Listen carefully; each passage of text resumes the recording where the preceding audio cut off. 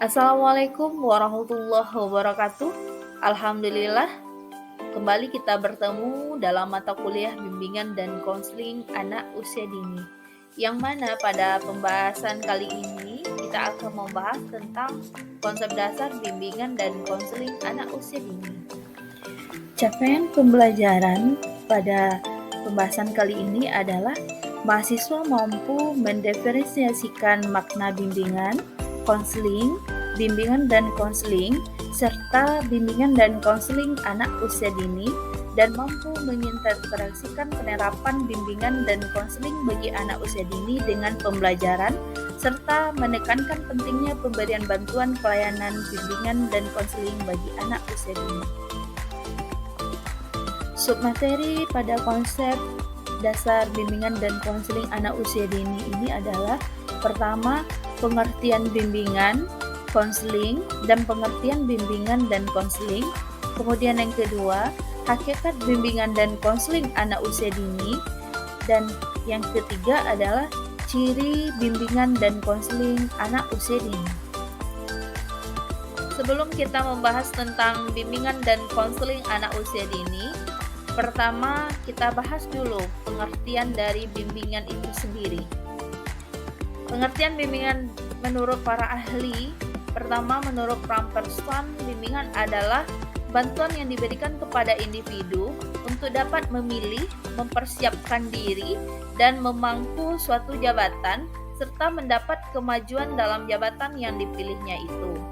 Kemudian menurut Crow and Crow, bimbingan adalah bantuan yang diberikan oleh seseorang, laki-laki atau perempuan, yang memiliki kepribadian yang memadai dan terlatih dengan baik kepada individu-individu setiap usia untuk membantunya mengatur kegiatan hidupnya sendiri, membuat keputusan sendiri, dan menanggung bebannya sendiri.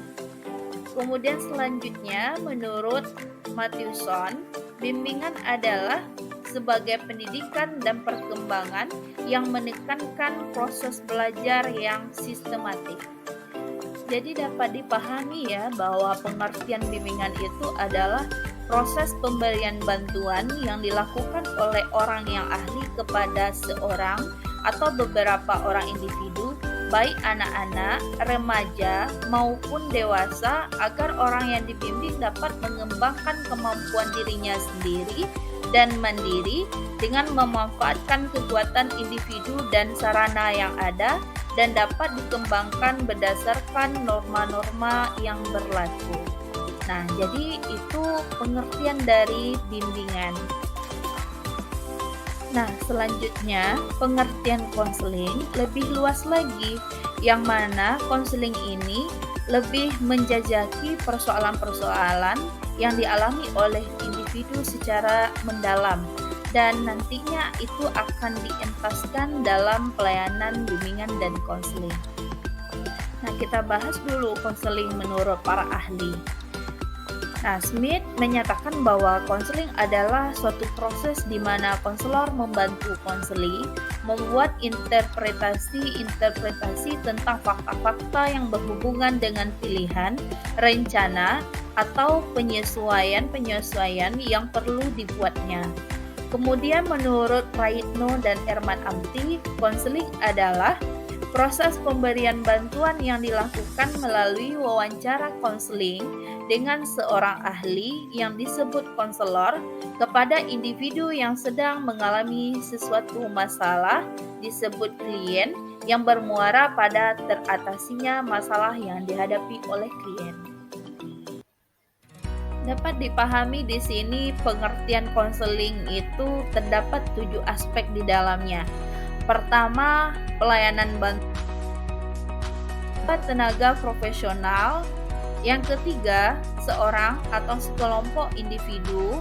Yang keempat, pengembangan case atau kehidupan efektif sehari-hari dan penanganan case T atau kehidupan efektif sehari-hari yang terganggu. Kemudian yang kelima, fokus kemandirian dan kemampuan pengendalian diri. Yang keenam, jenis layanan dan kegiatan pendukung, dan yang ketujuh proses pembelajaran. Nah, jadi jelas di sini bahwasanya konseling ini adalah suatu pelayanan bantuan yang diberikan oleh tenaga profesional kepada seorang atau sekelompok individu dalam pengembangan kehidupan efektif sehari-hari dan penanganan kehidupan efektif sehari-hari yang terganggu dengan fokus kemandirian dan kemampuan pengendalian diri melalui jenis layanan dan kegiatan pendukung dalam proses pembelajaran. Nah, suatu pengertian konseling ini sangat luas sekali ya. Di dalamnya itu ada aspek yang paling inti, yaitunya proses pembelajaran. Nah, jadi di sini nih konseling ini adalah merupakan proses pembelajaran yang mana itu tergantung kepada individu yang ingin berubah dan mau selesai persoalan yang dihadapinya. Selanjutnya, jadi dapat disimpulkan di sini ya bahwasanya bimbingan dan konseling ini dilaksanakan yaitunya dari manusia untuk manusia dan oleh manusia ya. Nah, dari segi manusia ini maksudnya berdasarkan kepada hakikat keberadaan manusia dengan segenap dimensi kemanusiaannya sendiri. Nah, jadi kita meyakini bahwasanya manusia itu dilahirkan secara fitrah dan memiliki potensi yang positif dalam dirinya. Kemudian untuk manusia di sini adalah demi tujuan-tujuan yang mulia dan positif bagi kehidupan kemanusiaan menuju manusia seutuhnya.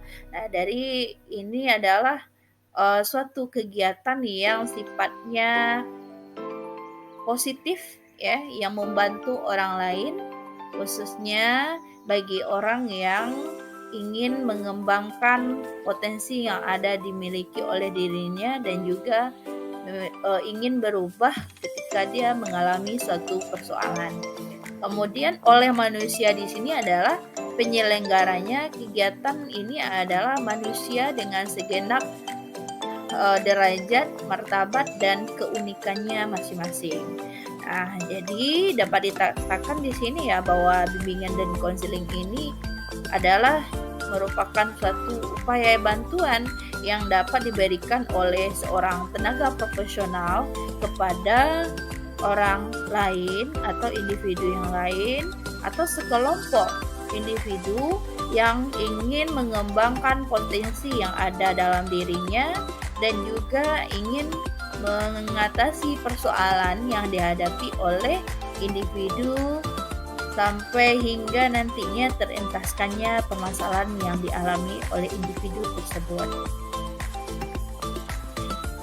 Setelah kita bahas tentang makna dari bimbingan, konseling, dan bimbingan dan konseling itu sendiri, jadi makna dari bimbingan dan konseling anak usia dini maksudnya di sini adalah suatu pelayanan bantuan yang diberikan oleh tenaga profesional dalam mengembangkan kehidupan yang efektif sehari-hari bagi anak usia dini agar dapat tumbuh dan berkembang secara optimal serta mampu mengatasi permasalahan-permasalahannya.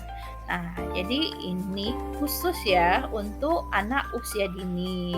Kalau di sekolah biasanya itu terintegrasi dengan pembelajaran. Selanjutnya, kita akan membahas ciri bimbingan dan konseling anak usia dini. Nah, ada 6 ciri bimbingan dan konseling anak usia dini. Yang pertama, pola bimbingan dan konseling disesuaikan dengan pola pikir dan pemahaman anak. Nah, maksudnya di sini ketika kita menerapkan bimbingan dan konseling itu harus disesuaikan dengan perkembangan si anak. Baik itu dari segi kognitifnya, kemudian dari segi fisik motoriknya, kemudian juga dari segi sosial, emosional ya, nilai moral, agama dan perkembangan yang lainnya. Nah, jadi kita harus menyesuaikan dengan perkembangan anak. Terkadang ada anak yang baru mulai berkembang, ada anak yang sudah berkembang sesuai dengan harapan dan bahkan berkembang sudah sangat baik ya. Jadi kita menyesuaikan programnya itu, penerapan bimbingan dan konseling itu dengan pemahaman si anak dan juga perkembangannya. Kemudian yang kedua, pelaksanaan bimbingan terintegrasi dengan pembelajaran. Nah, ketika guru kelas memberikan pembelajaran, selalu juga dilaksanakan penerapan bimbingan dan konseling. Biasanya ketika proses pembelajaran itu pasti ada di dalamnya penerapan bimbingan dan konseling. Tanpa disadari, terkadang guru kelas sudah melakukan pelaksanaan bimbingan dan konseling. Mungkin hanya saja pemahamannya terhadap bimbingan dan konseling itu hanya sebatas bagi seorang yang ahli dalam bimbingan konseling atau orang yang berlatar belakangan seperti konselor gitu ya. Nah, kemudian yang ketiga, waktu pelaksanaan bimbingan itu sangat terbatas. Nah, sebagaimana yang kita tahu, waktu sekolah bagi anak usia dini itu kan hanya sebentar ya, dan waktunya itu juga terbatas.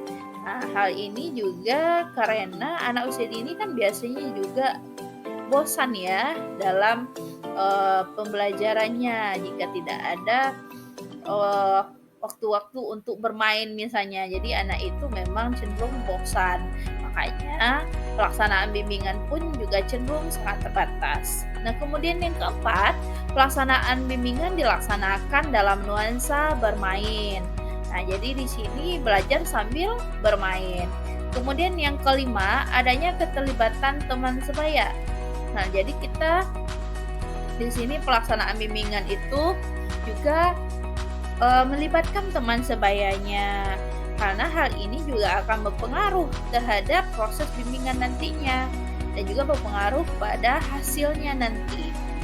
Karena memang pengaruh dari teman sebaya ini sangat luar biasa juga ya terhadap perkembangan anak. Nah, kemudian yang keenam, adanya keterlibatan orang tua.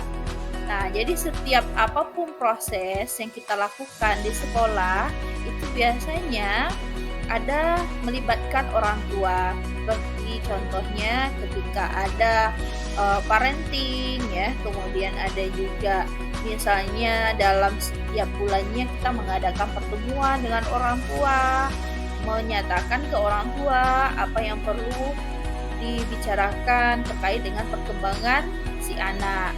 Nah, makanya perlunya adanya keterlibatan orang tua bagi anak usia dini, khususnya dalam bimbingan dan konseling ya pada anak usia dini. Demikian pemaparan tentang pembahasan konsep dasar bimbingan dan konseling anak usia dini. Nah, semoga memberikan manfaat bagi kita semua dalam penerapan bimbingan dan konseling, terkhususnya pada anak usia dini. Terima kasih atas perhatiannya. Assalamualaikum warahmatullahi wabarakatuh.